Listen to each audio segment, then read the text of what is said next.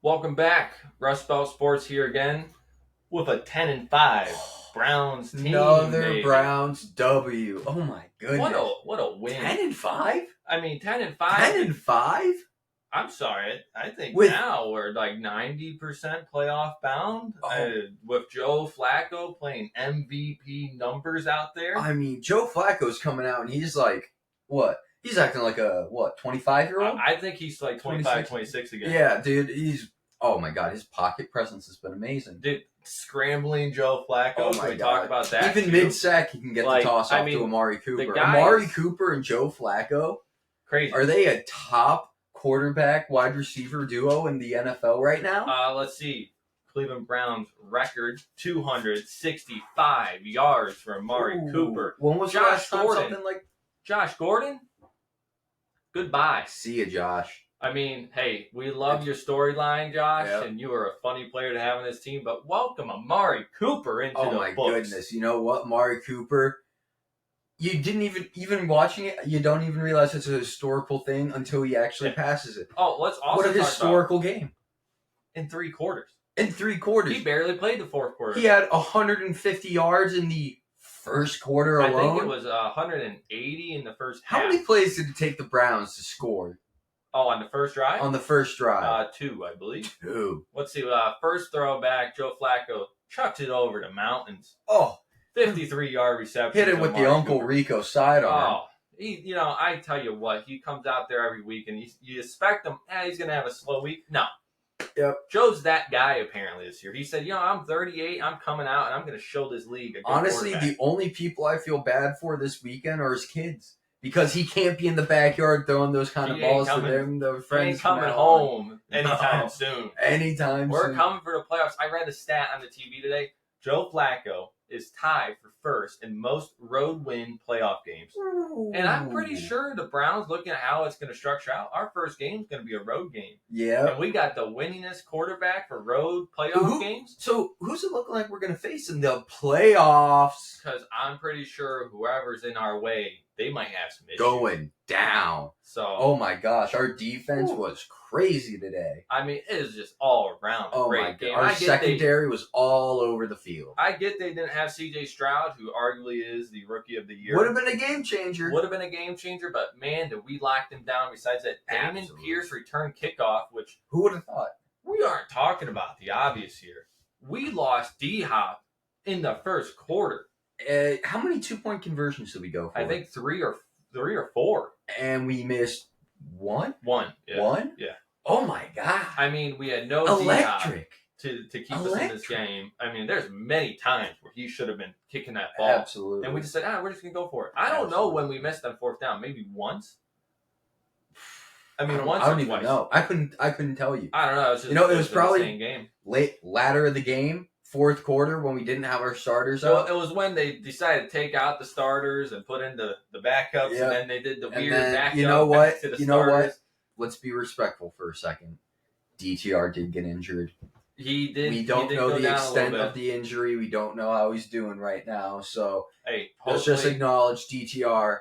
I'm sorry it had to happen that way. I'm sorry it came during a time where it was just.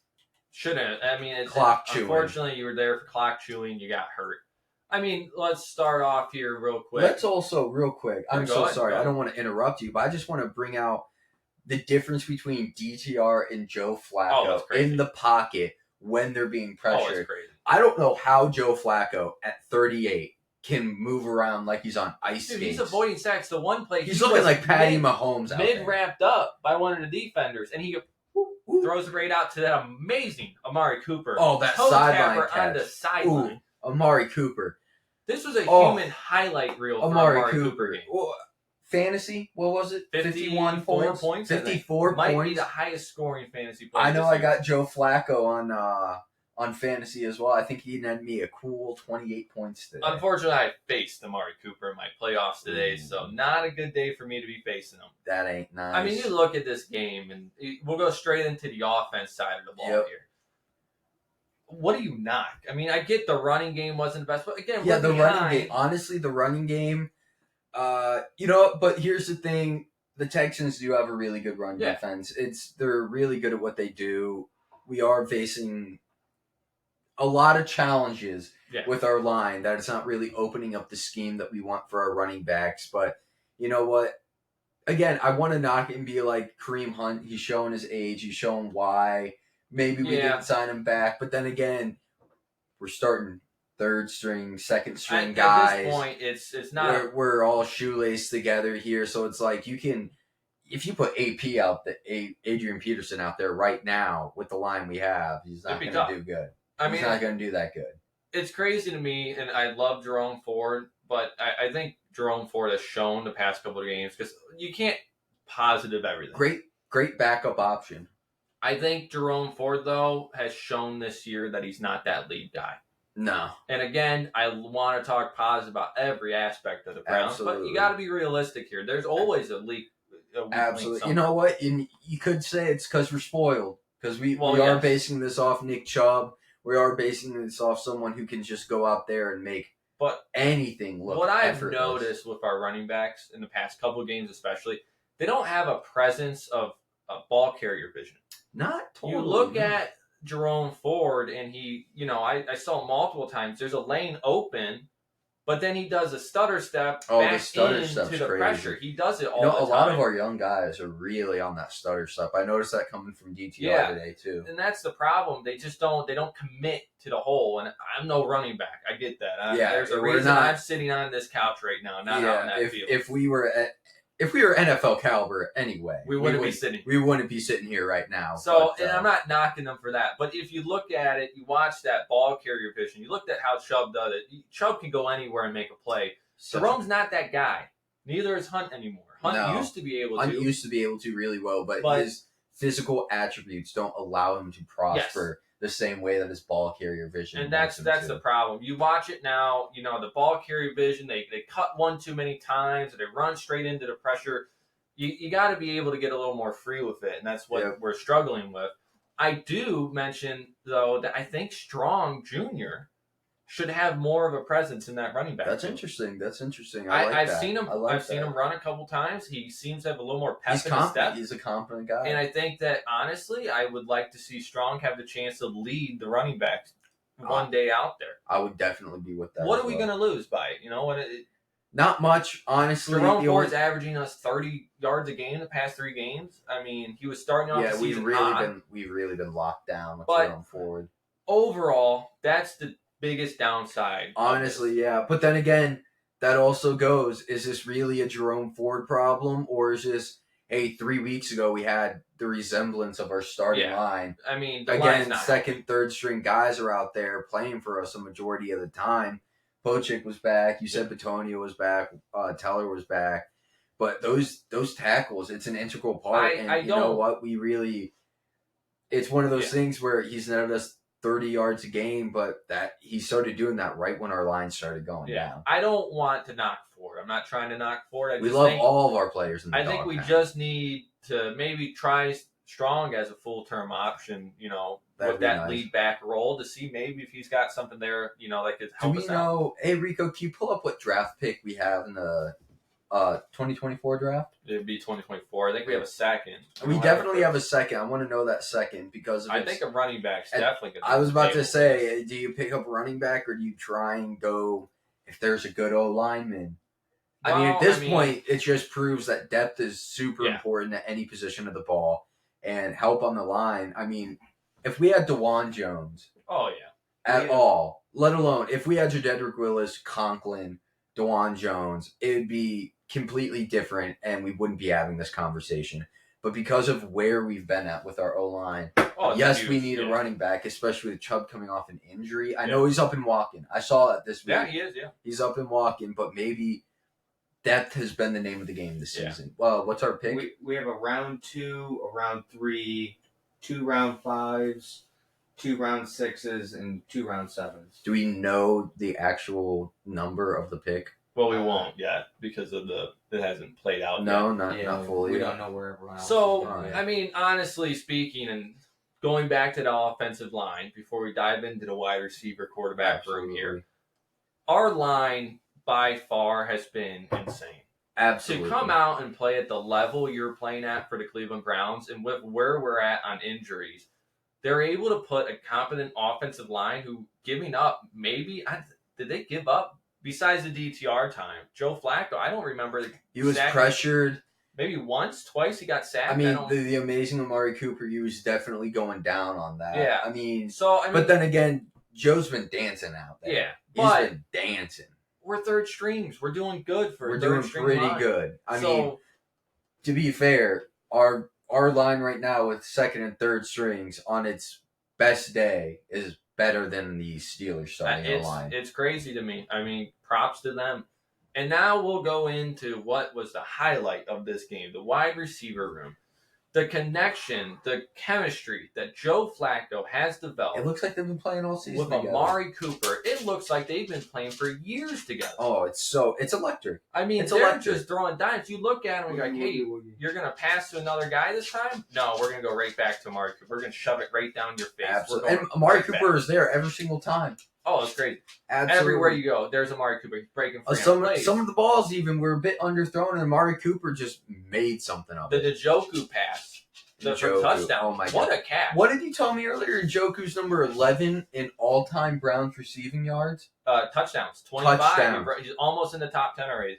Thanks to the past couple weeks. Crazy. Thanks to Joe Flacco. Yeah, I mean, the yards wasn't there for Njoku, but when we needed him most, he was there. Absolutely. And he wasn't dropping the ball today. He hasn't been dropping. He said whatever he's doing is working. You know what? So glad to have it. Yeah, he's probably out there with the jugs machine on the highest setting. Had a great catch in a fight for that first down. I like seeing Cedric Tillman come alive the past 2 weeks with Joe Flacco. I like the way they're spreading the balls out. Yeah. Elijah Moore, I still wish we could see Elijah Moore. I still wish we saw a bit more. But you know what? When Joe first came in, he was targeting more and more. Yep. And we were seeing what he could do, especially over the field, like we mentioned in previous weeks. Super important. I still think Elijah is a very, very elite wide receiver. But again, when you have a connection like Amari Cooper and Joe Flacco have, and Njoku and Joe Flacco. Oh my gosh!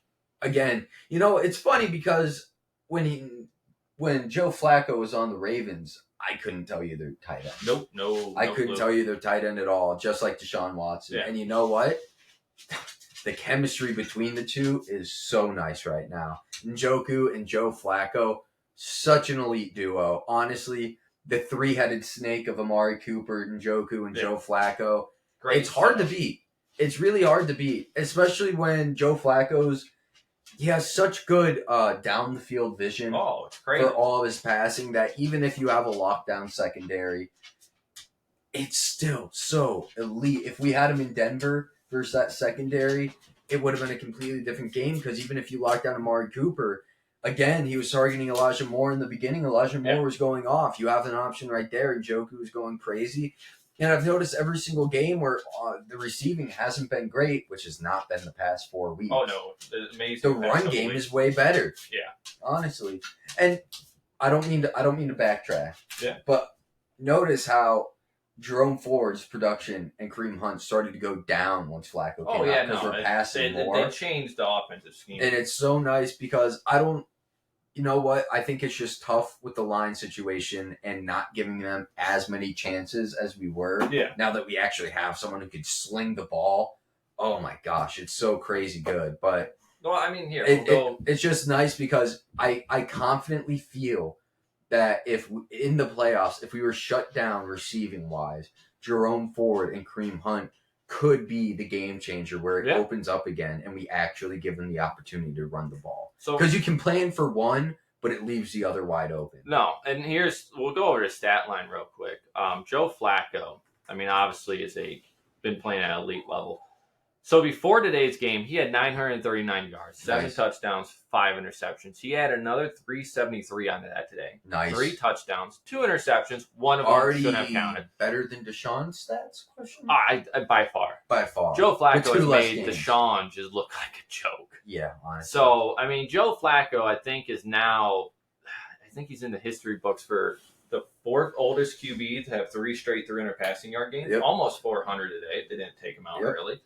And Amari Cooper came in when we kind of gave up some points. They kind of panicked, put them back in. Clutch play by Cooper. Another sideline toe tapper. Sets the franchise record for reception yards. Love it. Love it. What are we going to argue with here? Could you even imagine that being a statement when we were in talks of getting, like, Joe Flacco was on his way to Cleveland to be a backup? Well, I mean, was that even in the realm of possibility in your mind that he and Amari Cooper would set the single franchise record for most receiving? Let's just look at the fact every other team in the league that passed up on Joe Flacco. Absolutely. The Browns they didn't even consider him an option. They're like, hey, we need to do something. This isn't working. Absolutely. We had PJ Walker, who's not even on the team anymore. Practice squad? I don't even think he's on the practice squad. I think he's just gone. Oh, geez. I mean, we all talked about Joshua Dobbs, right? The mistake the Browns made with Joshua Dobbs. And Brissett. I still would have liked Brissett, but Joshua Dobbs was the main talking point. He goes anywhere he was going, he was winning. He's done. I don't know why the Vikings sat him and said he wasn't contributing anything. So, like you said, I think that's just a grab for a better pick in the draft. And so you look at it and you see this, and Joe Flacco comes in and he saves what is one of our best seasons we've ever had.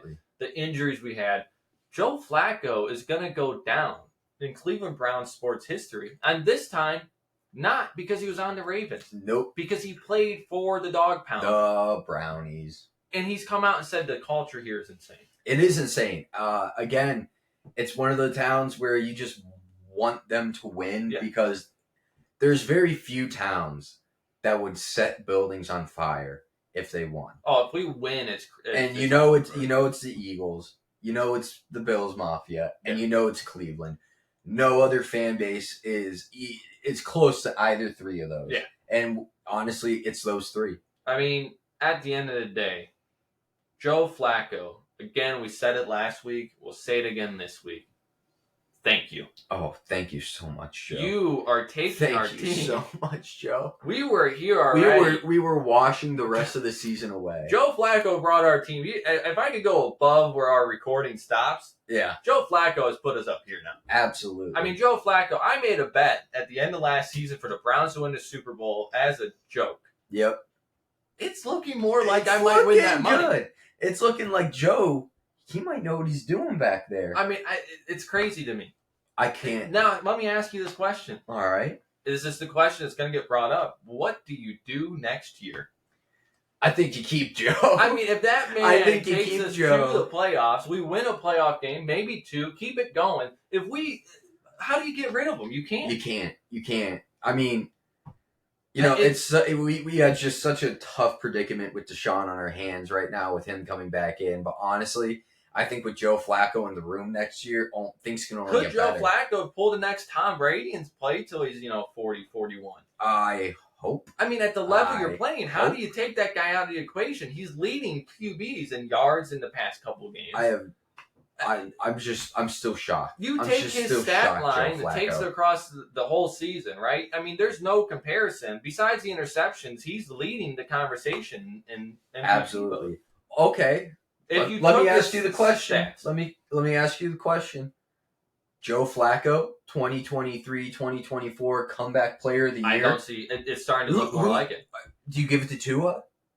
Do you give it to Joe Flacco? I mean, Joe Flacco. Do you give it to Breece Hall? Joe Flacco's doing this in 5 games in the regular season. And he's putting up numbers that there's quarterbacks out in the league that are barely having those numbers. Oh, absolutely.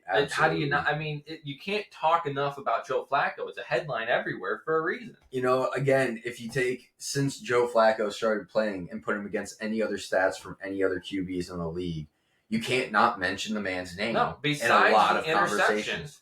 And honestly, he had a boof one here today where it's just like, it was garbage time. You know why they're doing why even toss it? Because he's just tossing the ball down. He's letting it rip because the Browns haven't had the QB just throw it down the field. And such a beautiful ball, too. I mean, such a beautiful ball. We lead the league in turnovers because now we're just like, well, just dish it out, man. Yeah, absolutely. Just send it down the field 50 yards. Let's see what happens. Our defense will stop them. I do remember Amari Cooper coming out and saying that watching Joe Flacco throw the ball was like poetry in motion.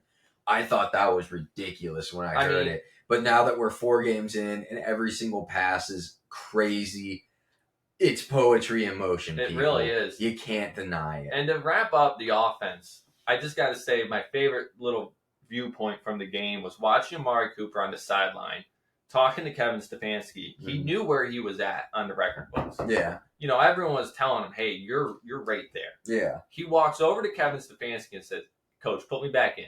Yeah. Let me get that. And Stefanski's just, no, not happening. You're not doing it. We're not risking it. And then, like, the next drive, he's like, all right, get back in there. Get back in there. We can't let the Texans get close at all. So, and at the end of the game, they got close. The onside kick thing, 21 points off.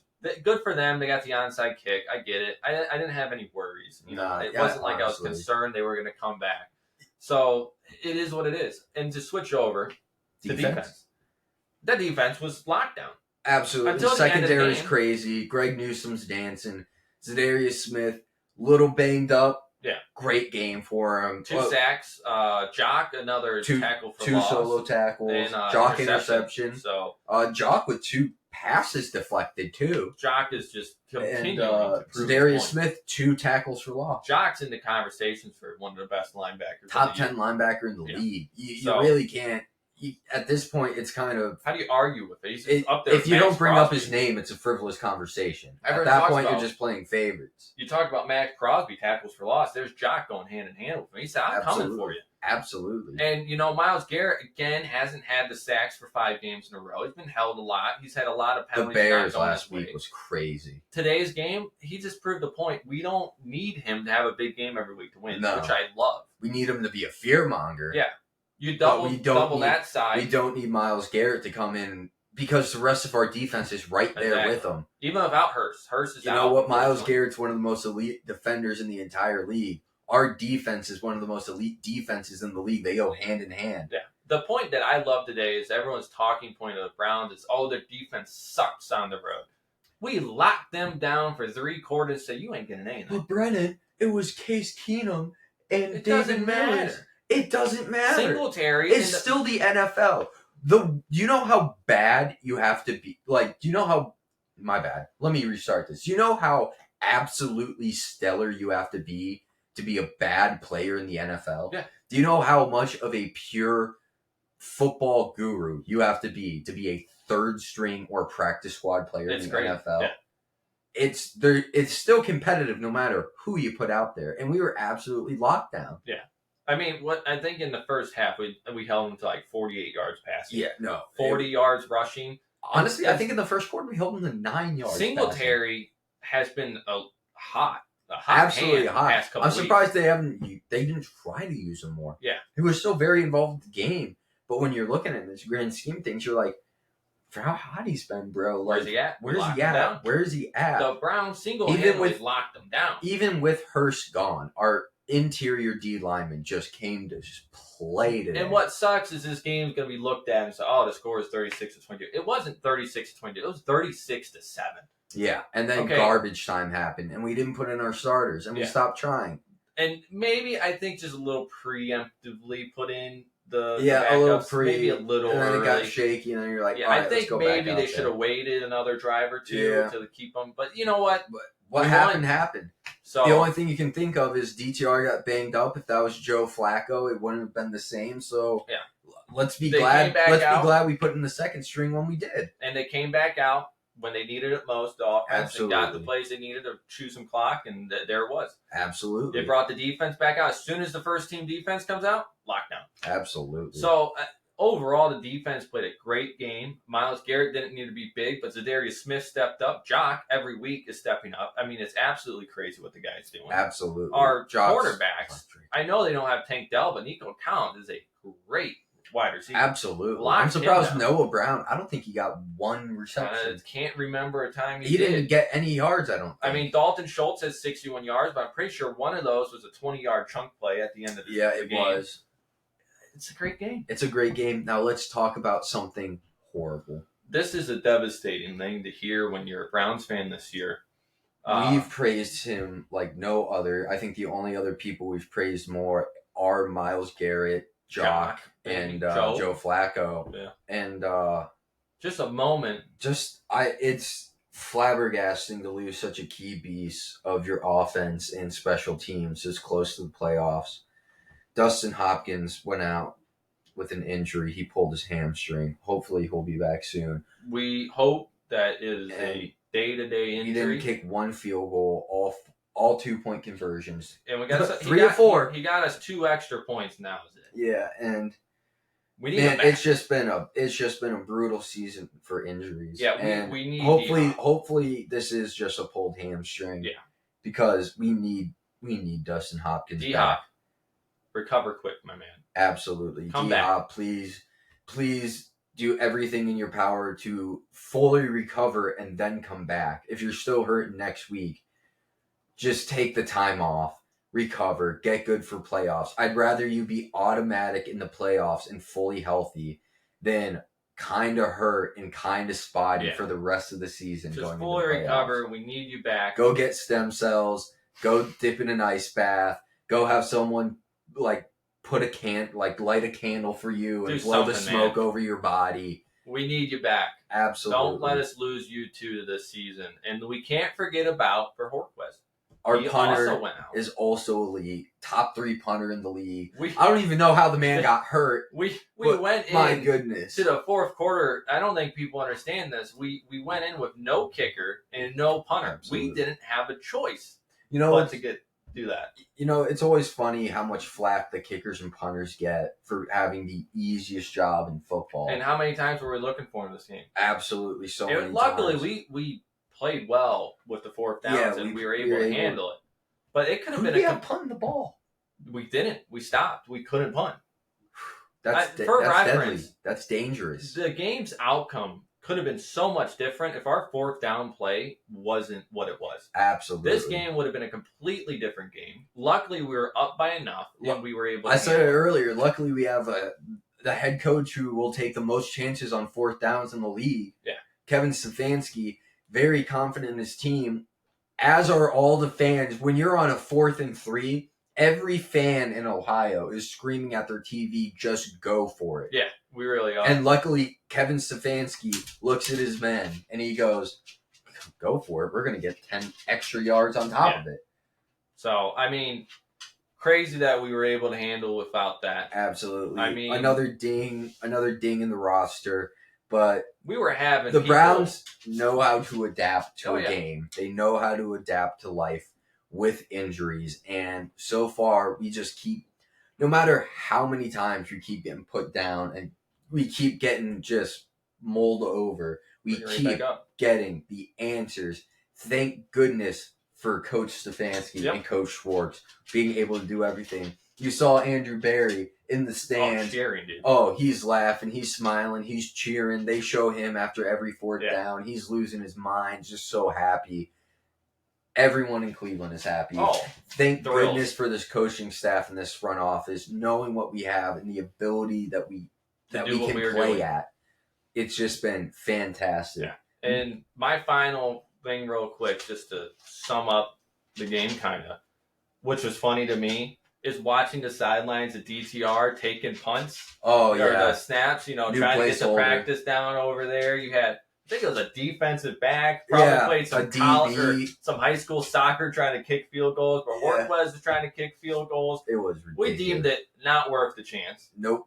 But hey, here we are, 10-5. We face the Jets on Thursday night. They barely just beat Washington. Yeah. It's going to be a great defensive showdown, and I can't wait to watch it. Absolutely. I'm super excited. And you know what? Let me bring one more point up about our coaches, about our front staff. I don't think there's any coaching staff out there where if you took the players out, equivalent to what we've had taken out, you don't win. No. If you take Jalen Hurts out and their O-line and their star running back, if you take all that out, I don't think the Eagles are that electric. If you take Brock Purdy, Christian McCaffrey, and that O-line out, start taking them out, it's done. It's a storybook. It's storybook. The Browns, the front office, again, take Patty Mahomes, Josh Allen, Joe Burrow out, along with everybody else. They're not doing what Cleveland's doing. I'll say it, and I said it in our last video that we uploaded. Kevin Stefanski is the NFL Coach of the Year, and there's no argument points over that. It should be Shanahan or the Ravens. Or Steichen. I get Steichen. He's been great. They lost today. Stefanski keeps winning the game with injuries. Absolutely. He is playing chess while you all are playing checkers. I was about to say, he's playing chess right now, and he started with a few pieces gone, and during the game, during the game, a random guy would come up to me like, all right, we're taking these pieces out. And he's still whomping. You can't handicap the man enough. You can't. Give him the award already. I could call it right now. Just give him the award. Absolutely. Stefanski, Coach of the Year. Schwartz, Coordinator of the Year. I think that should be a category that we add for awards. I think you're right. Just saying, I think you're right. Flacco, Comeback Player of the Year. I don't see any reason why not. I just don't know why this isn't. I just don't know why. I don't know why people keep counting us out. I don't know why people keep dogging on the dog pound. We're not going anywhere, people. We're here to stay. Take out whoever you want. We will win these games. Joe Flacco will personally go on a mission. He'll go on a mission to make sure that you eat yours. Absolutely. Absolutely. So, good for the Browns. And real quick, talking point before we wrap up this episode. We're almost at 100 subscribers here. We're very close. We gained a lot today.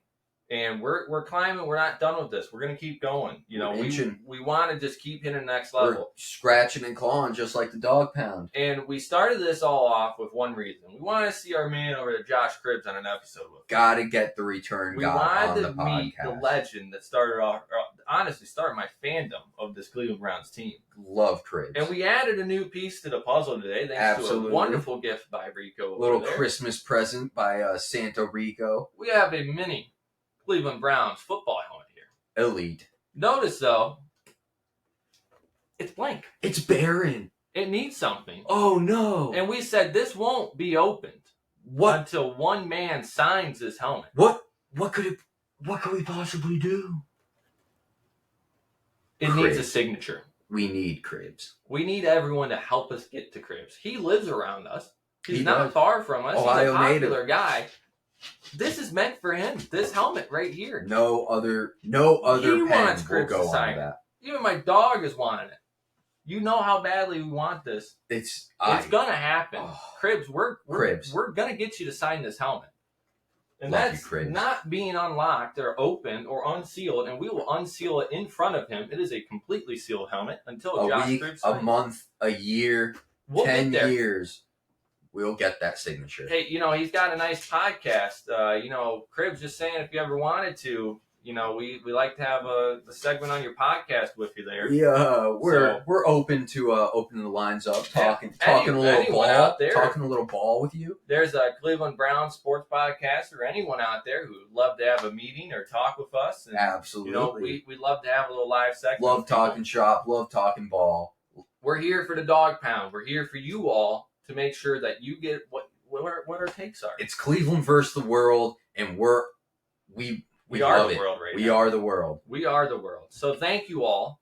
Hope you all have a great holiday. This will come out today. Oh yeah, Merry Christmas. Merry Christmas Eve. Merry Christmas Eve to everyone. Some Christmas Eve football today. Gotta love it. Oh, what a gift. A Victory Monday on Christmas. It's a great time. Oh, the dog pound keeps producing. Till next time.